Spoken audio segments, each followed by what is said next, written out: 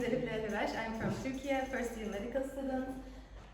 So today I'm going to be talking about the cross-stress resistance in Saccharomyces cerevisiae cells. But before we start, I would like to ask you this. Like, have you ever felt yourself that you have to deal with multiple things at the same time? Like maybe schoolwork, maybe you have a job, or a family member that you have to take care of. So in each scenario, we have to find ourselves dealing with endless to-do lists and like doing all the things all together. And if this is the case, I want you to focus a little bit because today I'm going to talk about a powerful weapon for all these situations.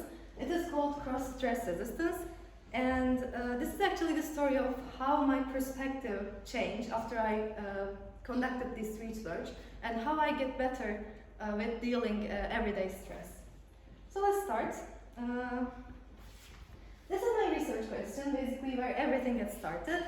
I investigated about how does the combination of distinct stress factors lead the cells to develop cross-stress resistance in terms of blah blah blah. So I want to draw your attention to two terms here. First of all, stress. What is stress? It's a little bit different in biology when we talk about in our daily lives.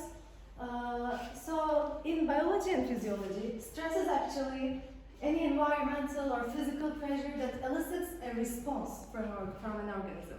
So I want to emphasize the response here. But what is cross-stress resistance then? It is also the response of an organism when many stress factors are applied, but with different intensity levels, are exposed to one cell simultaneously, so at the same time. So we're going to see how the cells have this mechanism to resist those kind of changes, those kind of stress factors. So we have already seen that by definition, stress is something that induces a response with an organism. So if there is already a response, why are we bothering with cross-stress resistance? Like, why are we investigating? Why am I talking about it here in the first place? Well, to answer this question, first we need to dig deeper into the history of the term. In fact, cross-stress resistance is actually firstly discovered in plant cells. So they've seen that, let me just briefly summarize all these paragraphs for you. So basically, if a cell exposed to extreme heat, it dies. No problem here. If a cell exposed to heavy metals, for example, the presenter before me talked about it, heavy metal stress, it also dies.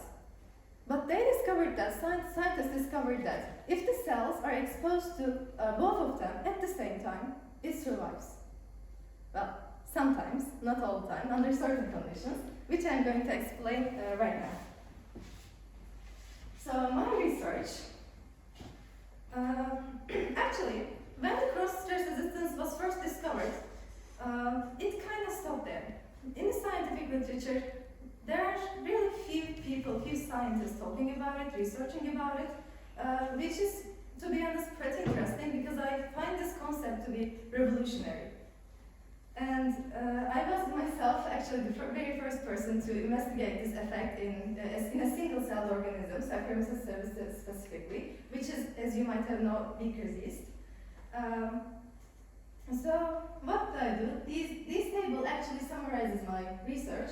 How I conducted a preliminary experiment to determine my stress factors. I investigated the effects of extreme temperature, extreme pH, and heavy metal concentration, extreme heavy metal concentration.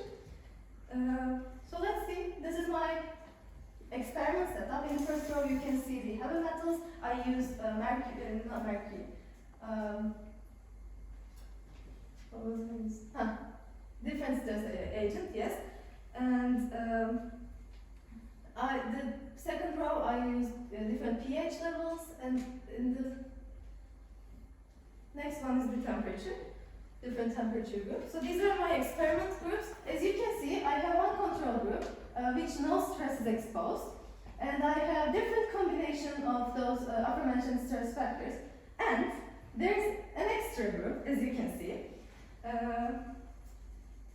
All of them, temperature, pH, and heavy metal, all of them combined. Because I thought to myself, will there be an even stronger force, an even stronger resistance if I apply all of them at the same time? I was curious about that. So I just added an extra group here. As you can see, 25 centimeter degrees, the last one, 10 pH, and 2 millimeter copper solution. So you might be asking why 25 centimeter degrees is not that extreme heat, but actually, Saccharomyces cerevisiae cells proliferate best at +4 degrees Celsius. So that's why we should keep them in the refrigerator. So 25 centimeter degree room temperature is actually an extreme heat for them. And what happens? Was there be a stronger response? Stronger stress response? Well, the short answer is no. Long answer, here are my results, here are my data. How we collected these data? I looked two things for that. First, I looked cellular concentration, so how the cells proliferate. Will there be an extreme division of the cells? I used spectrophotometry for this measurement.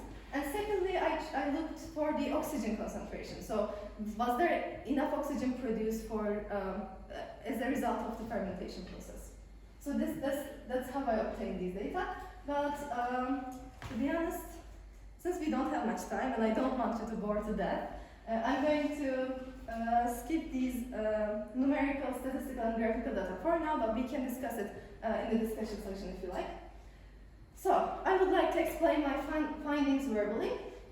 So basically, yes, cross-stress resistance did develop in Saccharomyces cerevisiae cells. So my hypothesis was correct, it was successful.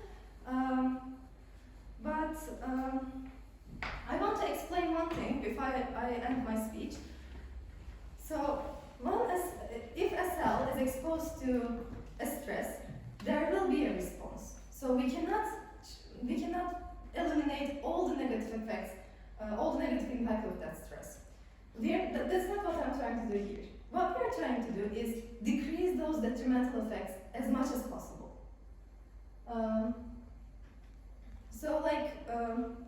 To make the cell more viable, more alive, let me say. And lastly, my last finding, do you remember this these cells that are victim of my curiosity? I apply all the stress factors at the same time on them. It was the extra group of my research. So what happened to them? They died, unfortunately. The cells aggressively responded to the combination of all these three stress factors, and accessing the response capacity, what does it mean? So it means that an organism has a response capacity, an organism has a threshold to bear those stress factors, and this in turn created no room for the development of cross-stress resistance. So, I want to end my speech with a little bit discussion. What can we learn from this? What can we learn from Saccharomyces cerevisiae cells? What can we learn from these plants? So basically, stress is indeed detrimental, indeed a negative thing, but at the end of the day, it's also inevitable, and sometimes even necessary. Why I'm saying that? Because we know that stress actually helps us to adapt all of those changes in our environment. So therefore, learning how to cope with stress is actually very crucial.